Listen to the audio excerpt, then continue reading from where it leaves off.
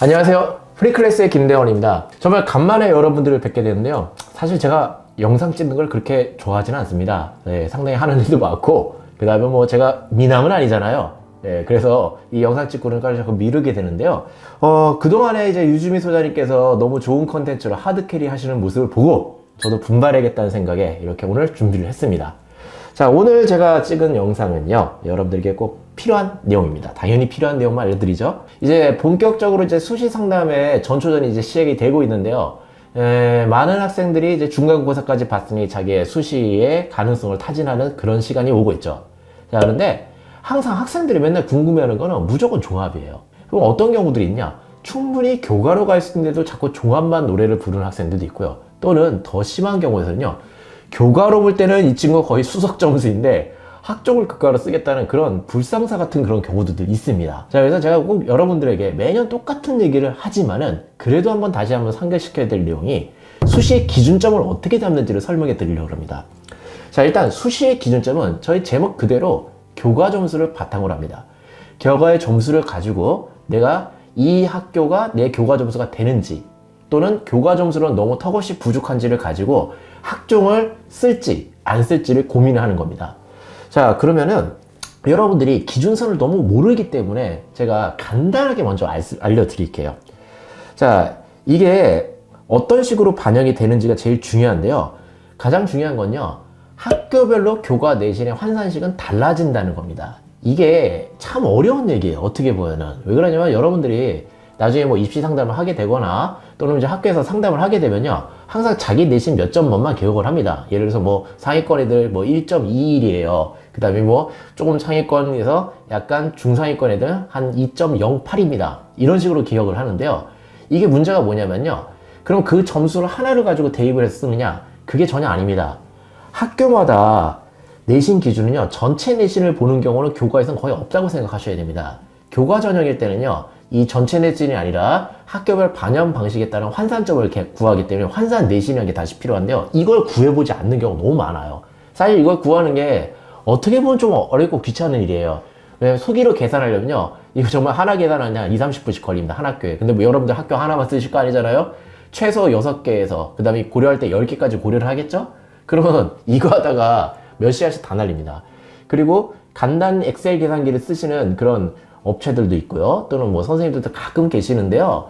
그 선생님들이 쓰거나 그런 업체들 같은 경우에서는 그게 전혀 맞지가 않아요. 오차가 좀 심하게 납니다. 그러면 그걸 어떻게 하느냐? 이 학교별에서 어떤 학교들은 자체에서 이 계산기를 제공을 해줍니다. 그럼 좀 편해요. 근데 제공하는 학교들이 많이 없어요. 그럼 이제 대학 어디 가나 또는 진학사 같은 사이트 또는 내신닷컴 같은 사이트를 사용하고요. 오히려 학교에서는요, 학교 자체 프로그램을 쓰는데요, 이 자체 프로그램이 좀 정확한 편입니다. 자, 물론 오차는 어디나 다 있습니다. 그걸 먼저 기준을 한 다음에 오차 범위가 좀 심하게 난다. 그러면 이제 그때 계산을 해서 한번 맞춰보는 식으로 가야 됩니다. 자, 그러면요, 결국에는 무슨 얘기냐? 내가 가진 전체 총 내신 점수는요, 그 학교의 반영 내신이 아닙니다. 물론 딱 맞는 경우 가끔 나와요. 근데 거의 맞지 않다고 생각하셔야 됩니다. 자, 그렇기 때문에 여러분들이 해주셔야 될 건요, 먼저 첫 번째는 본인의 환산 내신, 결국 특정 대학을 목표로 할 때 연세대면 연세대, 고려대면 고려대, 서강대면 서강대에 따라서 내 환산 내신이 어떻게 바뀌는지를 먼저 계산을 해주시고요. 그걸 바탕으로 그 학교의 작년 이제 입결을 판단을 해서 여러분들이 지원을 하셔야 됩니다. 근데 그게 범위가 얼마나 커지나 하면요, 중위권으로 갔을 때는요, 정말로 저는 1.2까지 벌어지는 경우도 봤어요. 자, 그 다음에 상위권도 0.2에서 0.3까지 벌어지는 일은 상당히 많이 벌어지는 일입니다. 그렇기 때문에 제가 그냥 내가 환산 내신이 한 1. 환산 내신이 총 내신이 한 1.6이야? 그런데 성균관대 발표는 이과는 70% 컷이 한 1.4.4 몇이니까 나는 좀 힘들겠구나. 그렇게 생각하시지 말고요. 성균관대에서 발표한 점수가 환산 내신인지 확인을 해보고 그 다음에 제가 성균관대식으로 어떻게 나는지 환산 내신을 다시 한번 봐야 됩니다. 자, 그러면요, 먼저 간단하게 말씀드리면요, 기준치가 궁금하실 테니까 기준치부터 제가 말씀을 드릴게요. 자, 첫 번째 경우 있습니다. 내신 1점대 중반. 이 학생들은요, 먼저 서성화를 교과로 생각을 하셔야 됩니다. 보통 이 점수 라인에서 교과에서 서성화이 걸려요. 그런데 이 1점 중반의 학생들이 자꾸 서서원의 교과가 걸리는데도 불구하고 학종을 갖고 옵니다. 항상 말씀을 드리지만 학종이라는 건 변수가 언제나 크게 작용하는 요소입니다. 그리고 본인의 학생부에 대한 자부심들이 상당한데요. 사실 본인의 학생부에 자부심 있는 학생의 약 90%는요. 학생부가 실제는 좋지 않아요. 남의 걸 못 봤잖아요. 그죠? 그리고 이 공립고등학교, 특히 지역에 있는 공립고등학교들은 사실 세특이라든지 활동 내용이 상당히 천편일률적입니다. 그렇기 때문에 여러분들이 생각하는 그 학종의 경쟁력이 없는데도 불구하고 나는 교과로 충분히 되는데도 학종을 쓰시는 분들이 꽤 많아요. 자, 그렇기 때문에 1점 중반 때는 먼저 서성할 교과로 생각을 하시고 그런 다음에 환산 내신에 따라서 올라가는 경우도 좀 있습니다. 그랬을 때는 서성할 상위권 학과 또는 스카이까지 고려를 해보셔도 됩니다. 자, 그런 다음에 내신 1점 후반이겠죠. 내신 1점 후반은 건동호를 기반으로 합니다. 여기를 먼저 베이스로 보고요. 그런 다음에 상향으로 중경외시나 또는 여학생 같은 경우는 이대를 한번 고려해 볼 만합니다. 자, 그래서 내신 2점 초반이겠죠. 2점 초반은요, 국순세단을 먼저 교과 베이스로 깔고요. 그런 다음에 상향을 건동호를 고려합니다. 자, 그런 다음에 내신 2점 중반입니다. 이런 학생들은요, 명상과, 광운대는 빼겠습니다. 왜냐면 광운대는요, 2점 중반이 될 때도 있고요. 그 다음에 2점 초반이 될 때도 좀 많아요. 그렇기 때문에 광운대는 오히려 2점 초반하고 조금 걸린다. 최저가 없기 때문이죠. 자, 그런 다음에 성신여대를 고려해야 되고요. 그런 다음에 상향으로는 국순세단을 고려하시면 됩니다. 그리고 내신 2점 후반에서 3점대까지는요. 서울여대, 동덕여대, 덕성여대를 고려하시고요. 그리고 한성대, 성영대, 삼육대를 서울권으로 고려해 보시면 됩니다. 그런 다음에 상향으로 명지대나 상명대 또는 가천대 그리고 성신여대를 고려해 볼 만합니다. 지금 보면 학교 범위가 좀 위로 아래로 많이 퍼지죠. 그럼 여러분들이 이게 도대체 무슨 얘기야 하는 분들이 있을 것 같아서 제가 실제 사례를 준비했습니다. 제가 준비한 사례는요. 1점대 초반 학생부터 그리고 정확히 얘기하면 1점 초중이라고 할게요. 저는. 그런 다음에 2점 후반까지 학생을 준비했습니다. 자, 이제부터 잠깐 화면을 보시겠습니다. 자, 지금 화면에 3명의 학생의 지원 패턴을 읽겠습니다. 근데 이 학생들의 내신은요. 자, 첫 번째 학생 같은 경우에선 내신 점수는요. 총 합산 내신은 1.36입니다.